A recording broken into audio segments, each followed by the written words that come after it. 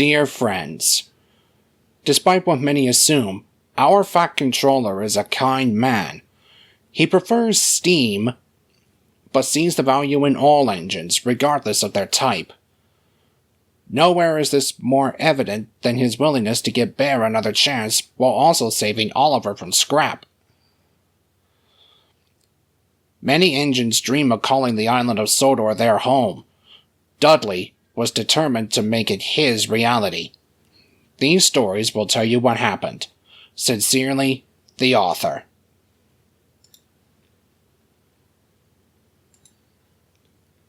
Dudley.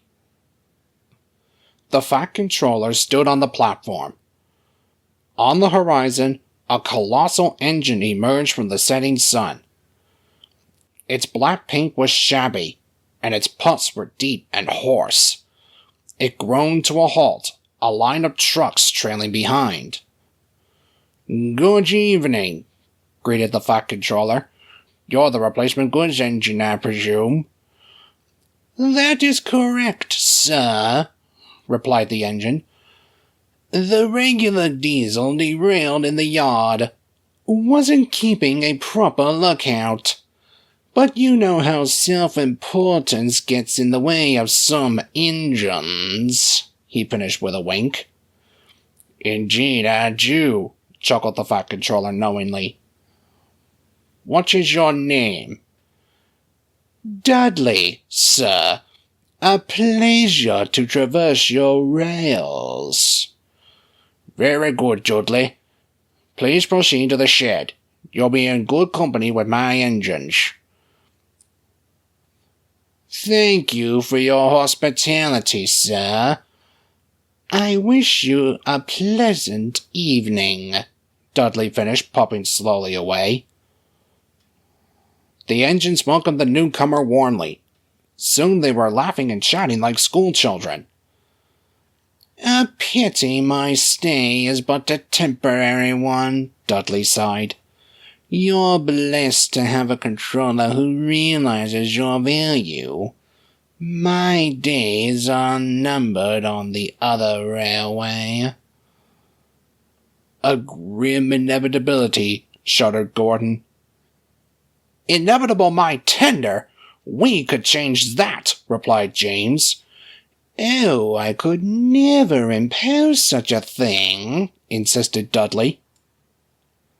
"Besides," sighed Henry, "the Fat Controller's just purchased Oliver and... Ah, here's our other new acquisition now." Bear backed down next to Dudley. "Hello," he smiled. "I'm Bear. Lovely to meet you." "Mutual, I'm sure," Dudley responded unenthusiastically. "Will you be staying long, or—" "I say," Dudley interrupted, ignoring Bear. "Rumor has it one of you recently rescued 2 failed diesels." "That was me," beamed Henry with pride, and began telling the story. Bear was stunned. "He gave me the cold buffer too," sighed Boko. "Living on the other railway likely hasn't painted us diesels in the best light." "Aye," agreed Donald. "Didn't he take it to heart, Bear? Dougie and I needed time to come round." "He'll find you're a good sort."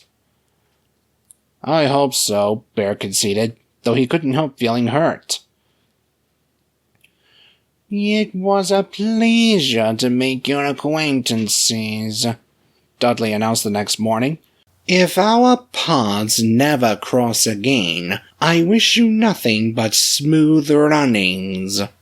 With a blast of his whistle, he went to fetch his return train. "What a shame," said Henry. "I wish there was something we could do." Despite his hurt feelings, Bear tried to be optimistic. "He seems a good sort," he smiled. "Things always work out in the end for honest, hard-working engines." The others said nothing. They only hoped Bear was right. With Duck running his branch line, Donald volunteered to shunt the yard.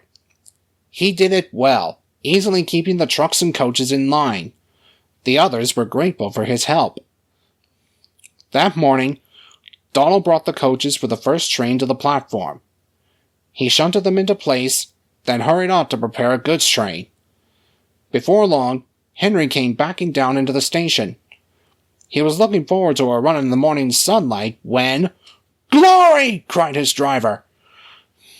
Instead of waiting at the platform, the coaches were fouling the points. "Stop! Stop!" groaned Henry. His brakes screeched, but it was too late.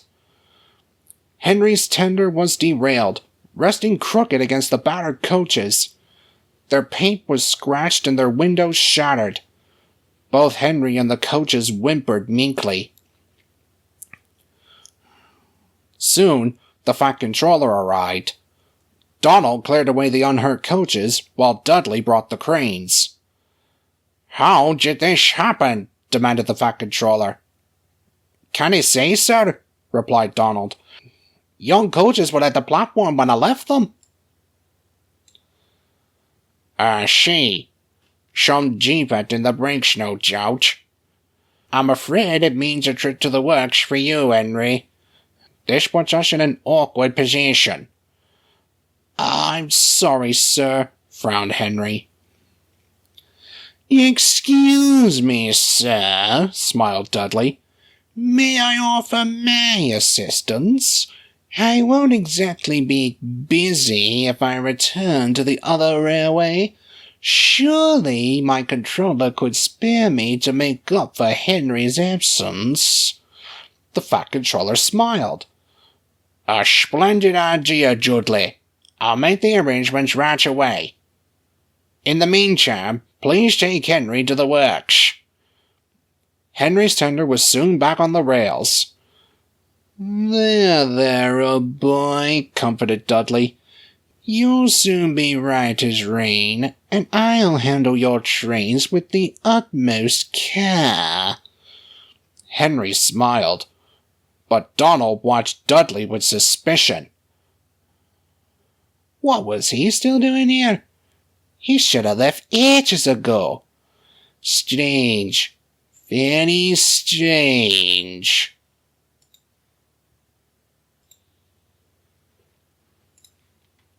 Sparks fly for Bear. Dudley was keen to show his worth. He thundered along with Henry's goods trains, and even took the flying kipper without complaints. His trains were timely and orderly, for the trucks were too intimidated to attempt trickery. The engines were grateful for his help, and he proved to be good company in the shed. For all except one. "Had a good run today, Dudley?" asked Bear with a smile. "Quite," came the grunt of a reply, before he turned his attention to the others. Bear was no stranger to harsh treatment from steam engines. He knew of the damage done by previous diesels with far less class. Even so, Dudley was a tough nut to crack. Bear was restless that night. He kept thinking of how to prove himself a friendly sort. He glanced at the clock. The flying kipper would be due out soon, but Dudley was fast asleep. "Psst!" whispered Bear. "Dudley!" A loud snore was the only reply. "Dudley!" Bear hissed louder. "Great heavens! No, don't take me, "Calm down," soothed Bear. "It's only me." Dudley scowled. "You foolish diesel! You disturb my sleep! What do you want?" "I wanted you to wake up," stammered Bear. "The kipper is due soon. If you're too tired, I could—" "Don't you even suggest it," snapped Dudley. "I'm more than capable. Tired indeed." When he had steam up, Dudley snorted away. Bear was speechless. The next day, Dudley ambled to the yards. As Donald shunted trucks for his goods train, he spied a lone fuel tanker in a siding. "Why's this one not on the train? Am I not stopping at the refinery today?" "Aye, you are," replied Donald. "Faulty brakes on this one, though. Needs repairs before you can take it. Understandable. Grateful for your help, Donald, but I'll finish things here. You have other trains to shunt, I'm sure? Aye, said Donald. But say no more, then.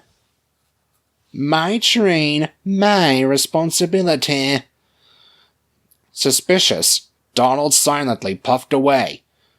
Before long, Bear arrived at the station and found Dudley, red-faced in the nearby siding. I say, Bear, he called hoarsely. Are you all right? Asked Bear. No, I'm not, Dudley sighed. I'm terribly sorry for my outburst last night. You were only looking out for me. It seems I need you to look out for me again. Could you take my goods train? I'm having steaming troubles. Leave it to me, smiled Bear. Thank you ever so much, Dudley grinned. You are a good engine. You just need to fetch all the fuel tankers from the siding. Feeling much better, Bear ambled off to gather the tankers. He shunted them in the middle of the train and started away with a friendly toot. Out on the main line, they were going well. Suddenly, Bear felt resistance. "Smarten up back there," he growled to the trucks. "No tricks today, thank you." The truck's reply was drowned in a horrible screeching. "Ooh!" Bear winced. "Whatever is happening?" Bear couldn't have known the culprit was the faulty tanker. As they rumbled over the points, it happened.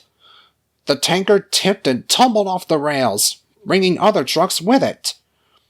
Bear came to a sudden stop, and his driver looked back.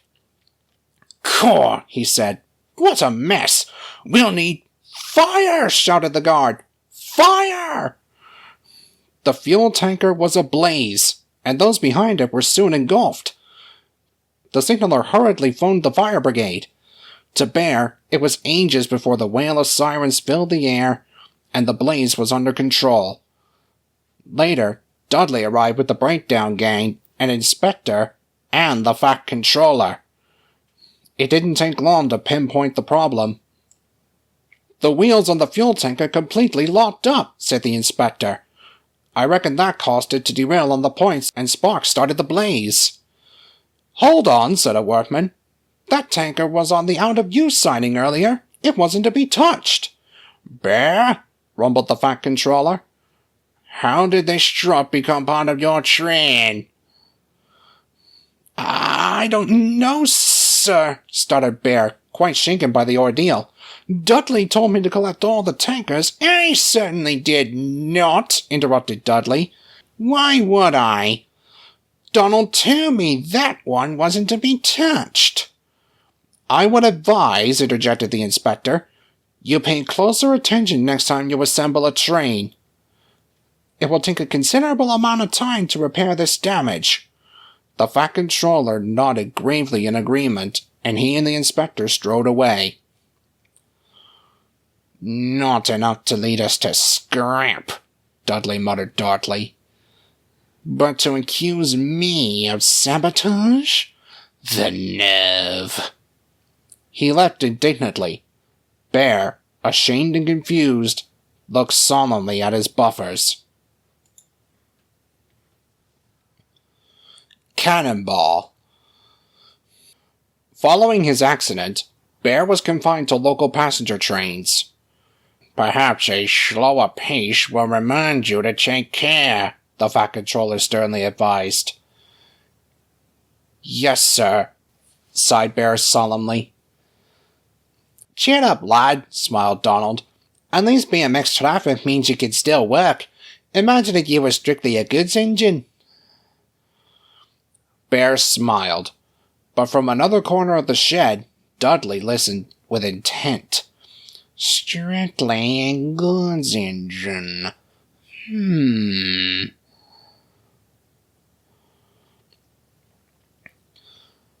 Gordon was feeling unwell. He struggled valiantly on, not wanting to disappoint the passengers. However, It was clear he needed maintenance. You poor thing, sympathized Dudley. It's most admirable to push yourself to such limits.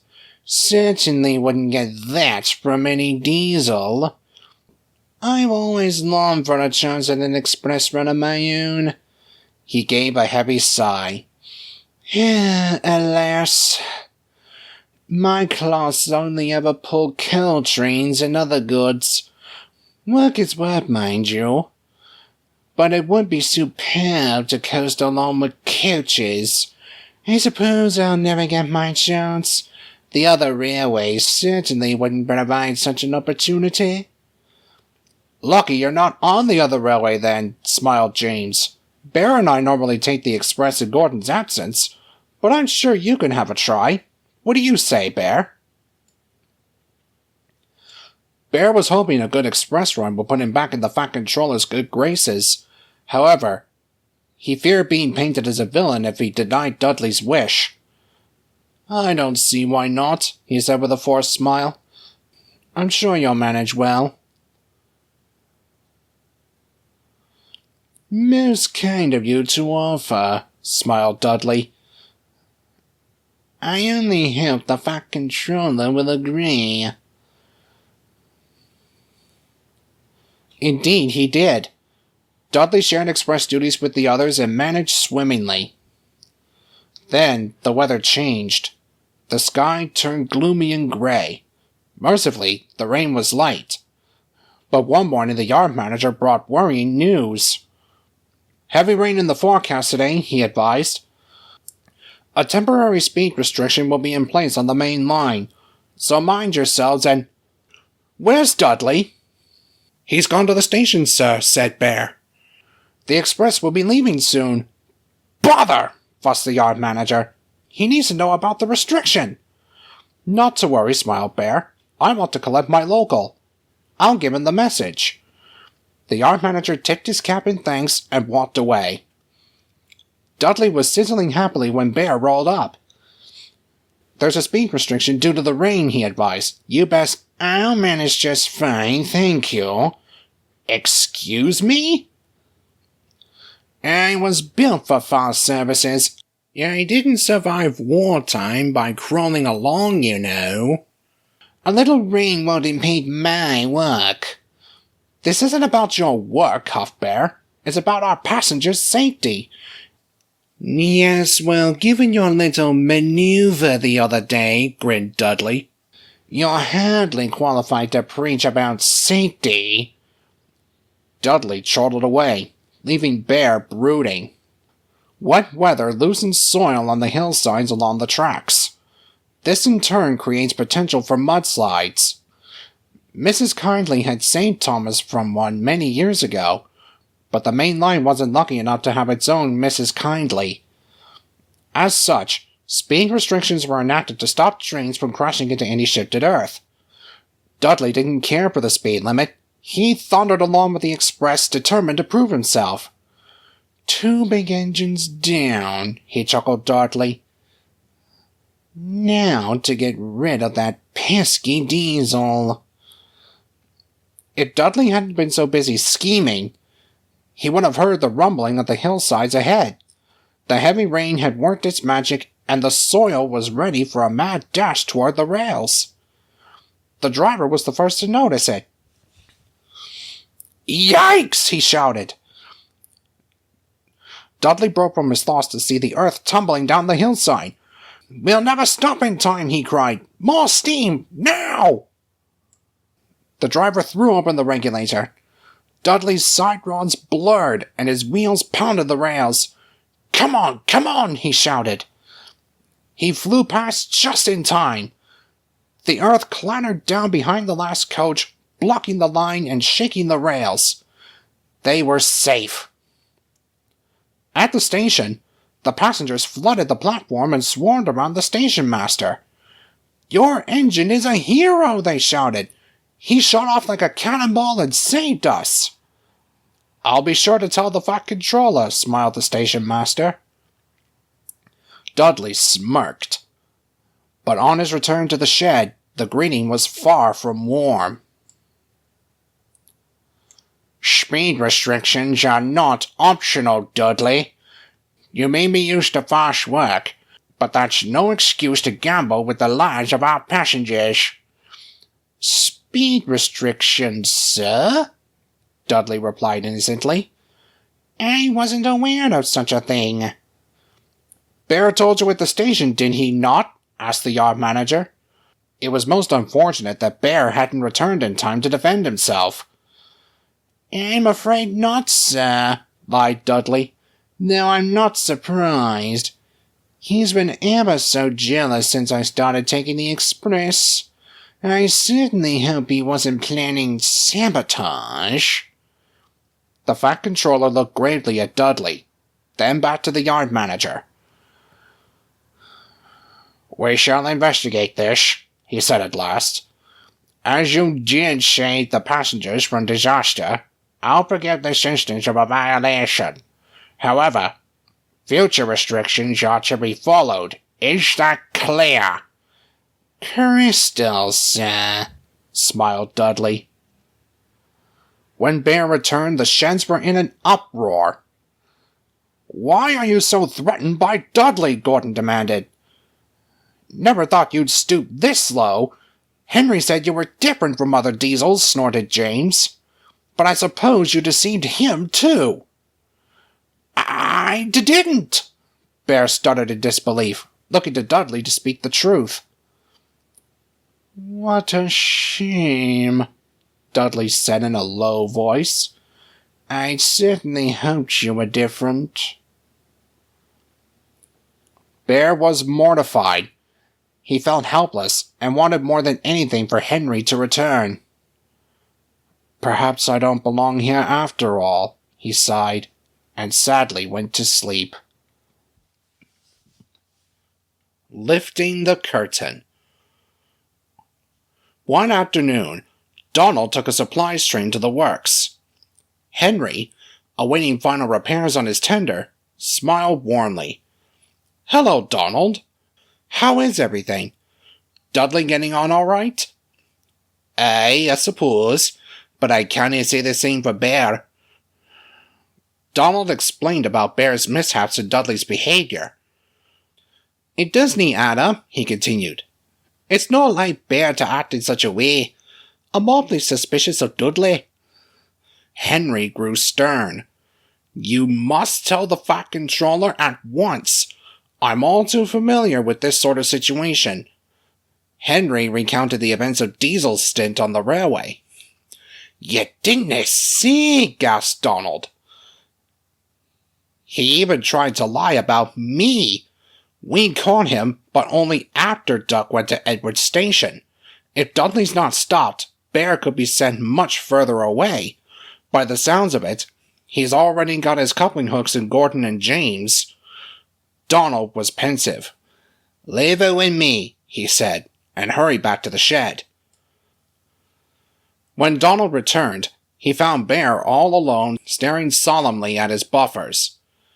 "Maybe the Fat Controller shouldn't have kept me," he sighed. "Rubbish!" retorted Donald.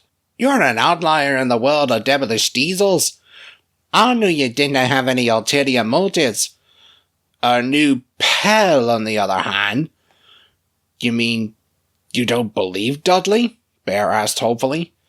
Donald recounted his conversation with Henry, and Bear smiled thankfully. "And here I thought I was all muddled in the radiator.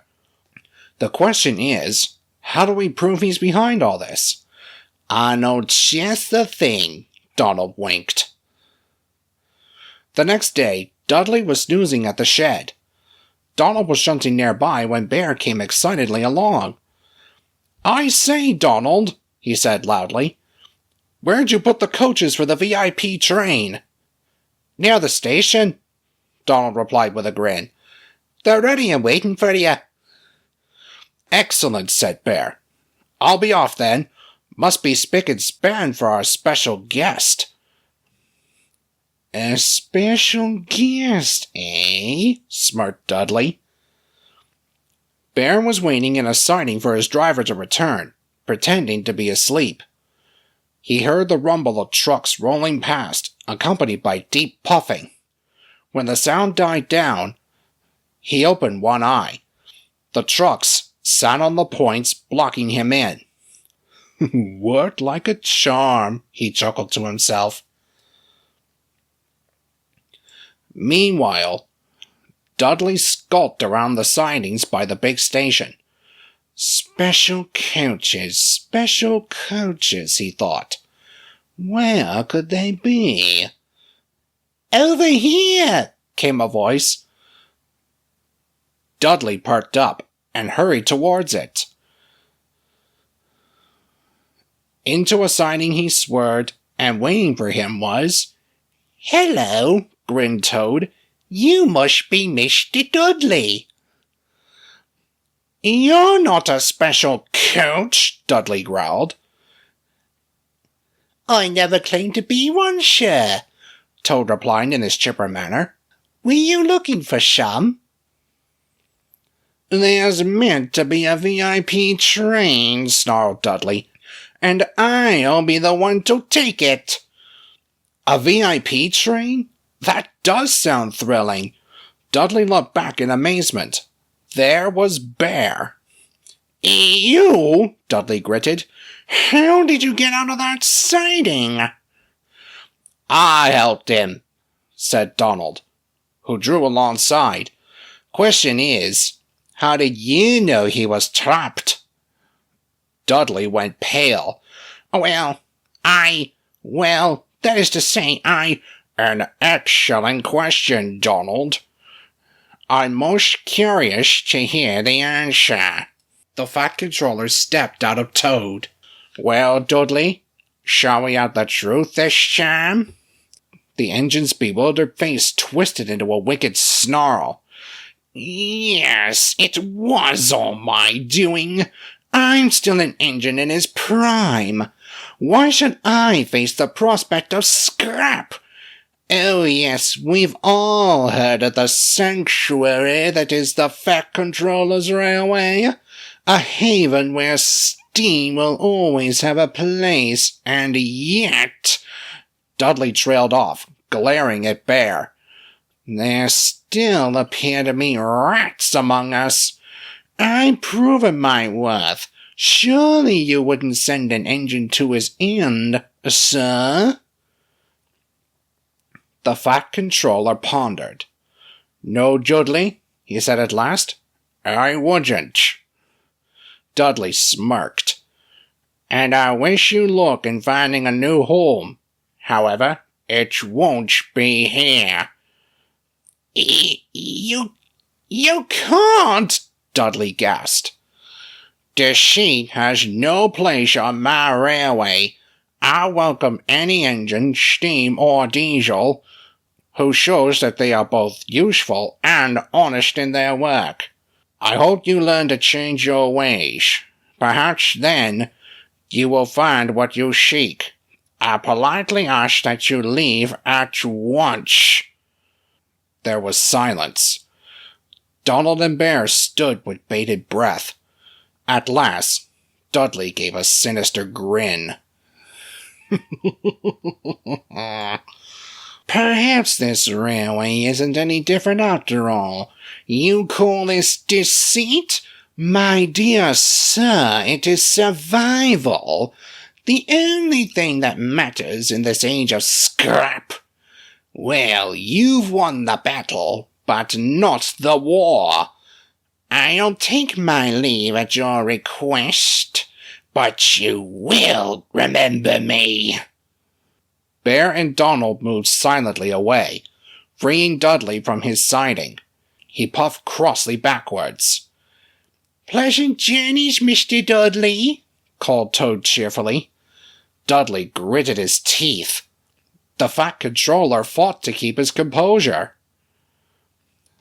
Dudley was soon coupled to a long line of wagons. Bear and Donald watched from the platform as he stormed away with much whooshing and huffing. Into the setting sun he puffed and disappeared on the horizon. "I do have some sympathy for him," sighed Bear. Scrap is a prospect no engine wants to face. Do you reckon he'll change?" "Can't say," replied Donald. "But with what he said to the Fat Controller, it might be too little, too late." Bear said no more, and couldn't help feeling Donald was right. Life returned to normal on the Fat Controller's railway. Henry came home from the works and gave Gordon and James quite an earful. They shamefully apologized to Bear at once. Bear was a much happier engine after that. He worked hard and always lent a wheel to engines in need. Though still friendly to visitors, he had no reservations about putting snooty diesels in their place. The steam engines agreed that made him very useful indeed. But what of Dudley? No one knows for certain. He seemingly disappeared after leaving the island of Sodor. Perhaps he changed his ways and found a new home. Many diesels on the other railway will tell you that, on misty nights, the hoarse puffing and deep whistle of a steam engine can be heard rumbling through, on its way to the Fat Controller's railway. I wonder if the diesels are right, don't you?